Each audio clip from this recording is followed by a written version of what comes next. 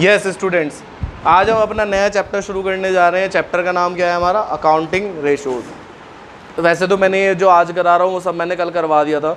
मैं एक हल्का सा ओवरव्यू देता हूँ वीडियो बनाने के लिए, जिससे तुम दोबारा से कभी इन फ्यूचर देखो तो सबको पता चल जाए क्या था क्या नहीं था। मैंने बताया था जो आज मैं अब कराने जा रहा हूँ इस वीडियो के अंदर, वो तुम्हारा बेस है। वो किसी को समझ में आ गया तो परफेक्ट हो गया हमारा क्वेश्चन,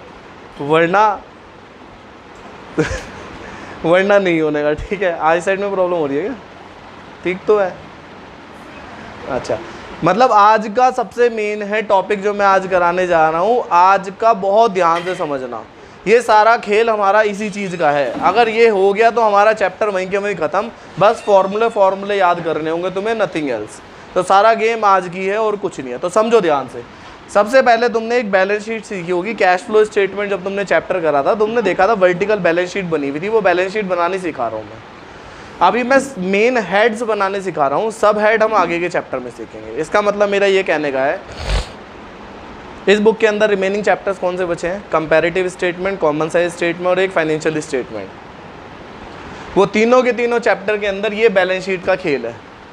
मतलब अगर तुमने यहाँ पे ये बैलेंस शीट सीख ली तो वो तीनों चैप्टर तुम्हारे ऑटोमेटिकली हो गए। जो बैलेंस शीट होती है कंपनी की, वैसे तो वर्टिकल होती है, ऊपर आती है इक्विटी एंड लायबिलिटी, नीचे आता है एसेट्स। पर मैं यहाँ समझाने के लिए तुम्हें कैसे बना रहा हूँ, इसे टी शेप बना के दिखा रहा हूँ, जो पहले बनती थी पार्टनरशिप और प्रोप्राइटरशिप में बनती है।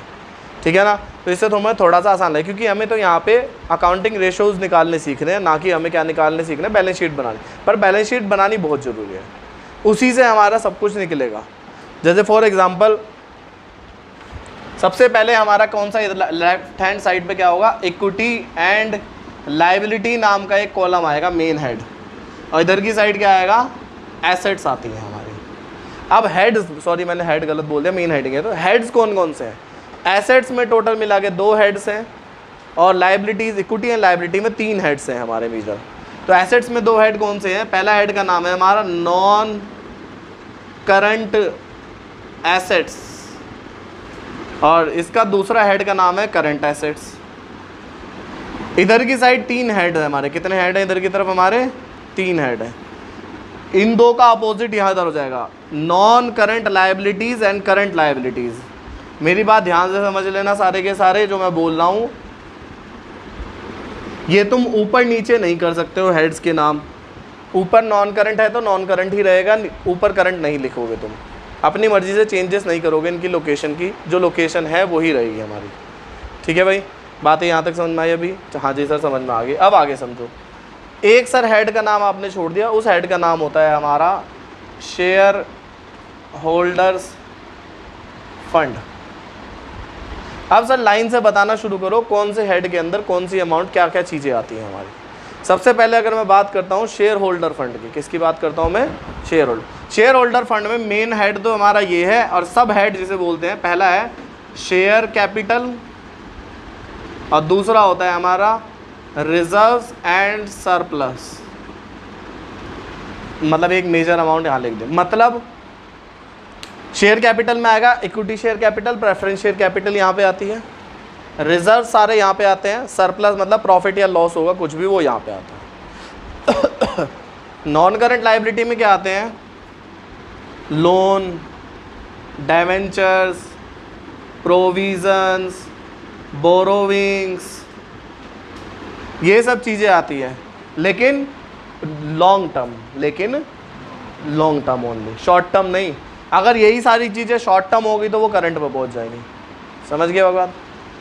करंट, नॉन करंट एसेट्स में 2 चीज़ें मेन आती हैं। एक, इसका पहला सब हेड होता है पी ई एंड आई। क्या है नाम? PPE and I. PPE अलग वर्ड है, आई अलग वर्ड है।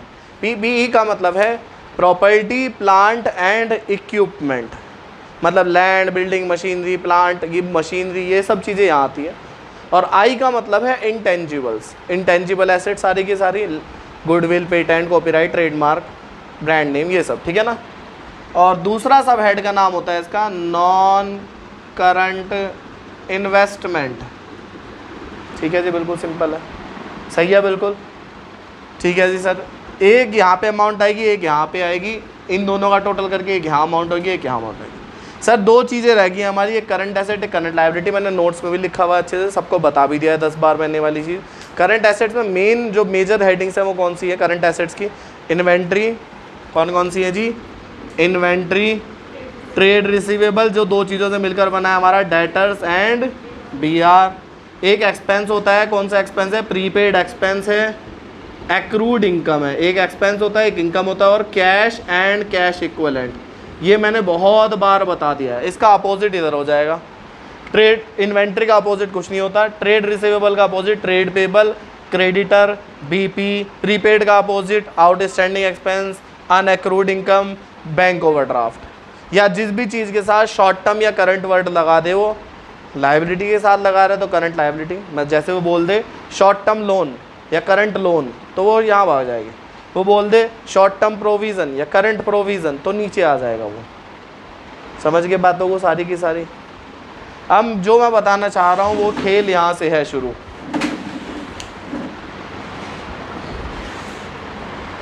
यशिका टाइम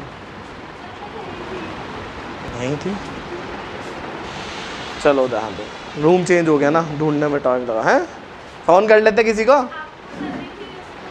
3-3 चेयर लेके बैठे हुए, एक चेयर दे दो।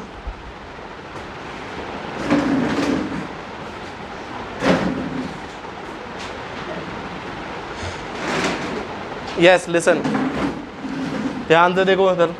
अब मेरी बात बड़ी ध्यान से समझना सारे के सारे। अब याद रखना हमारे टोटल एसेट्स किसके बराबर होती है? टोटल लायबिलिटीज़ के। मतलब अगर इसका टोटल 100 है तो ये भी कितना होगा हमारा? पहली चीज़, मैं फॉर्मूले याद कराऊंगा तो पागल हो जाओगे तुम, ऐसे समझना। अगर इसका ये 60 है, ये 100 है टोटल, दोबारा समझना, नॉन करंट एसेट 60 है, टोटल एसेट 100 है, तो करंट एसेट्स कितनी होंगी? सर 100 में से 40 माइनस कर दो, बचा कितना? बिल्कुल क्लियर है। अगला एक और तरीके, सेम यही बात मैं यहाँ बोल रहा हूँ। मान लो ये 30 है, ये 20 है, तो ये कितना होगा बचा हुआ करंट एसेट्स? चलो एक और तरीका से बोलता हूँ मैं। अब हर चीज़ को निकालने के दो तरीके हैं, जो अगर मैं तुम्हें फॉर्मूला बता के करूँगा तो तुम अपना सिर फोड़ दोगे कि सर इतने फॉर्मूले बता दिए आपने, हम तो परेशान हो गए इतने फॉर्मूले से। तो कभी भी फॉर्मूले बना के याद नहीं करना है चीज़ों को, समझो चीज़ों को। कैसे सर? अगर मैं बोलता हूँ हर चीज़ को निकालने के दो तरीके हैं यहाँ, कैसा? एक तो डायरेक्ट मेथड हो गया कि करंट एसेट्स निकालनी है हमें, तो करंट एसेट्स की फिगर्स दे दी उसने हमें सारी, ट्रेड रिसीवेबल, प्रीपेड, ये सब दे दिया, तो हम तो चलो सर ऐड कर देंगे सबको, सिंपल है, बिल्कुल सिंपल। या दूसरा तरीका वो क्या कर दे, इन तीनों आइटम को दे दिया और एक दे दी ये वाली आइटम, तो सर इन तीनों का टोटल कितना हो गया? 100। करंट लायबिलिटी 100 है तो करंट एसेट्स भी 100, और करंट एसेट्स में से ये लेस कर दो तो बचा 40। समझ गए बात? ऐसी हर चीज़ को निकालने के दो तरीके हैं।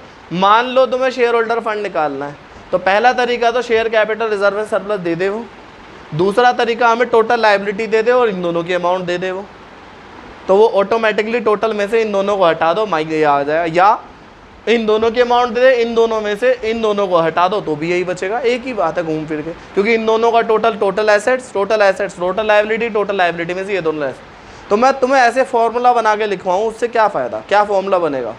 सर शेयर होल्डर फंड का एक फॉर्मूला बन जाएगा, एक तो share capital plus reserve surplus, फालतू की बात। एक फॉर्मूला क्या बनेगा? Non current assets plus current assets minus non current liability minus current liabilities. यार ये तो पागलों वाली बात है, ऐसे तो पता नहीं कितने फॉर्मूले बन जाएंगे। एक फॉर्मूला ये बन जाएगा, total assets minus non current liability minus current liability. एक फॉर्मूला ये बन जाएगा, total liability minus non current liability minus current liability. तो ऐसे तो कितने फॉर्मूले लिख दो तुम। तो ये सब चीज़ें अगर याद करने में लग गए तो फिर तो अपना दिमाग ही ख़राब होगा। तो चीज़ों को समझना सीखो। होप सो दूसरी बार कर रहे हो तो ये चीज़ें बहुत अच्छे से समझ में आई होंगी। अभी मैंने मेजर फोकस कराया तुम्हारे को मेजर हेड्स बताने में।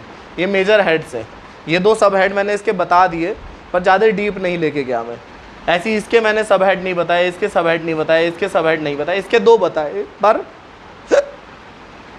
ज़्यादा डीप नहीं गया मैं, मेजर ऊपर से बताया मैंने। बातें समझ में आई? सारे सबको समझ में आई? मैंने क्या बोला? सारी की सारी बातें सबको अभी मैंने बहुत डीप नहीं गया हूँ, मैंने थोड़ा थोड़ा सा बताया है अभी।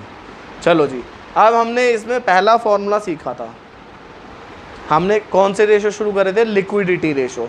लिक्विडिटी रेशो में मैंने अभी कितने फॉर्मूले बताए थे तुम्हें? 3 मेजर फॉर्मूले बताए थे तुम्हें लिक्विडिटी रेशो में। पहला फॉर्मूला मैंने क्या लिखवाया था भाई? यहाँ पे दिख रहा है वीडियो में। पहला फॉर्मूला मैंने लिखवाया था करंट रेशो। क्या बोला था मैंने? करंट रेशो का फॉर्मूला कौन बताएगा क्या होता है? Current assets upon current liabilities. ये रही करंट एसेट्स, ये रही करंट लायबिलिटीज, निकालना होगा। अभी मैं क्वेश्चन करा के दिखाऊंगा एक, ये अपॉन ये कर देना, आंसर आ जाएगा। दूसरा मैंने फॉर्मूला लिखवाया था वर्किंग कैपिटल। इसका फॉर्मूला क्या होता है? Current assets minus current liabilities, उसमें से इसे लेस कर दो तो। तीसरा फॉर्मूला मैंने क्या लिखवाया था?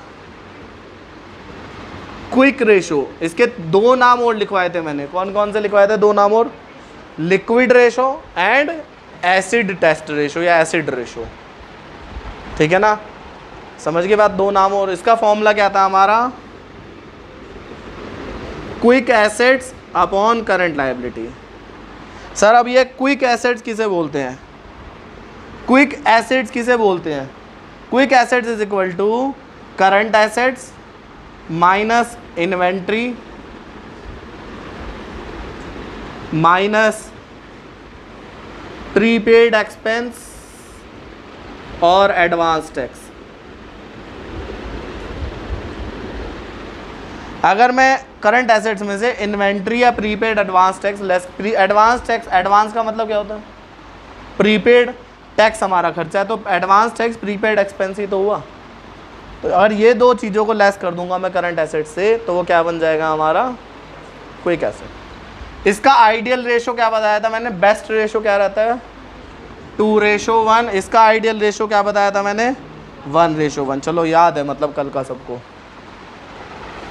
मैंने 2 क्वेश्चन करवाए थे इलस्ट्रेशन सबको, ठीक है ना। कितने मिनट की वीडियो हुई अभी? 12। मैं ज़्यादा लंबी वीडियो नहीं बना रहा हूँ, छोटी छोटी वीडियो रखते हैं यार, लंबी वीडियो अपलोड करने में घंटों लग जाते हैं, ठीक है ना। तो अभी मैं इतना ही है, छुट्टी करी है वो मैं इसके बिना वीडियो के मैं 2 इलस्ट्रेशन अभी करवा देता हूँ। इसी का दूसरा पार्ट मैं आज ही बना देता हूँ फटाफट। 2 इलस्ट्रेशन इससे हैं, बाकी इसके आगे के इसी फॉर्मूले से रिलेटेड आगे के जो इलस्ट्रेशन है वो मैं अभी करवाता हूँ थोड़ी देर में। वीडियो बंद कर दो।